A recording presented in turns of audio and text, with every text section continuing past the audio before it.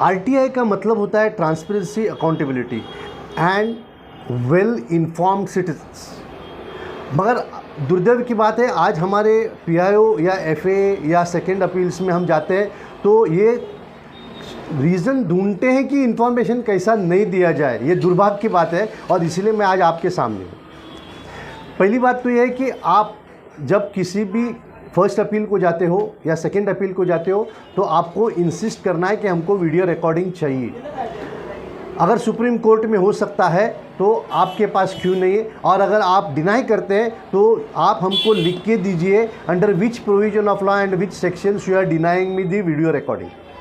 दूसरी बात यह है कि हमारे जो फर्स्ट अपीलेट अथॉरिटी और हमारे जो स्टेट इन्फॉर्मेशन कमिश्नर्स हैं वो बंद दरवाजे में हियरिंग करते हैं। हाल ही में मैंने अब म्हाड़ा में मेरी हियरिंग हुई थी 2 दिन पहले, तो वहाँ के जो फर्स्ट अपीलेट अथॉरिटी किसी को मेरे आगे वाले को बता रहे थे, एक बुढ़ी थी 80-90 साल की बुढ़ी थी, उसको बोल रहे थे आपके साथ कोई नहीं आ सकता है, आपको ही बात करना है। तब मैंने उनको इंटरफेयर करके बताया कि ये फ़ायदा है ओपन कोर्ट का कि हर आदमी अपना एक रिप्रेजेंटेटिव अपॉइंट कर सकता है उसको रिप्रेजेंट करने के लिए। आप इस आदमी को बाहर नहीं निकाल सकते। और उसके बाद में वो हियरिंग का शुरुआत हुई।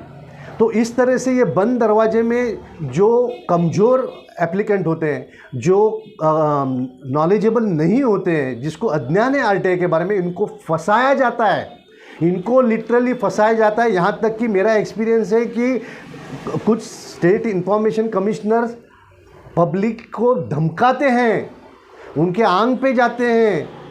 तो ये नहीं होना चाहिए। जब ओपन कोर्ट में होगा तो वो रिस्ट्रिक्शंस आ जाएगा, वीडियो कैमरा रहेगा तो रिस्ट्रिक्शंस आ जाएगा।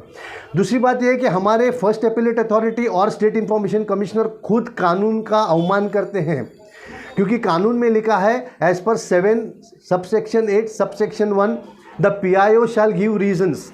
अभी वो जो ग्राउंड्स देते, section 8 is a ground, it is not reasons. वो ग्राउंड क्यों अपॉइंट होता है इसलिए उसको रीजंस देना पड़ता है। एक भी रीज़न पीआईओ देता नहीं है, एफए लिखता नहीं है, और सेकंड अपील अथॉरिटी में उसमें कुछ भी इंफॉर्मेशन नहीं मिलता। और एज पर 10/8/2009 सर्कुलर उसमें सीधा लिखा है कि 3 दिन पहले अगर फर्स्ट अपीलेट अथॉरिटी के पास पीआईओ और सेकेंड अपीलेट अथॉरिटी के पास एफए ये लिखी उनका सबमिशंस टुवर्ड्स दी अपील देना चाहिए। मगर हमारे स्टेट इन्फॉर्मेशन कमिश्नर्स उसको करते नहीं है और पीआईओ और एफए को बचाने के लिए ये सब करते हैं। इसलिए क्योंकि ये जब लिखाई देंगे तो this will be an evidence against the PIO and FA to prosecute them under section 166-167 of the Indian penal code.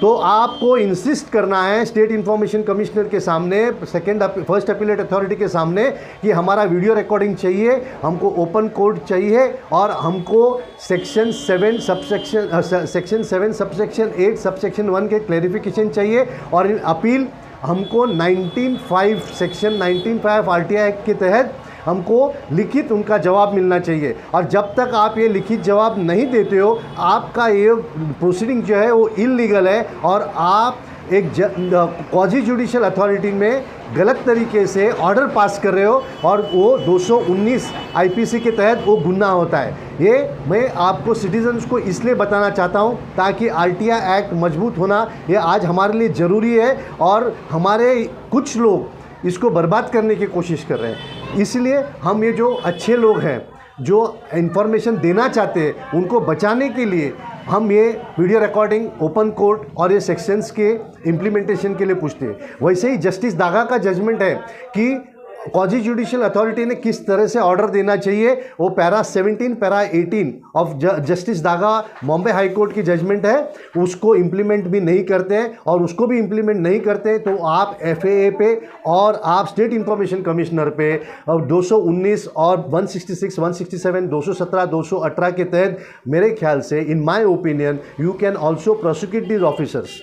Therefore, we are not interested in prosecuting anyone, but definitely we have to fight for our rights. हमारा हक के लिए हमको लड़ना है, हमको जीतना है, क्योंकि हमारा देश को आगे बढ़ाना है। और मैं आपको और एक चीज़ बताना चाहता हूँ कि हमारे पीआईओ, हमारे एफए और हमारे स्टेट इन्फॉर्मेशन कमिश्नर्स अपने ऑर्डर में ये नहीं लिखते हैं कि whether this information denied will be denied to parliament और लेजिस्लेचर। ये सबसे बड़ा इंपॉर्टेंट पॉइंट है कि हर एप्लीकेंट ने ये तीनों को पूछना चाहिए, हमको लिखित चाहिए। अगर आपने हमको डिनाई किया है तो आप स्टेट लेजिस्लेचर को और पार्लियामेंट को डिनाई करोगे, ये हमको लिखित में चाहिए। और जब तक ये लिखित नहीं देते आप वहाँ से हटो मत, आपके ऊपर कोई भी कार्रवाई नहीं हो सकती है, इसलिए क्योंकि आप अपने हक के लिए लड़ते हो। जय हिंद।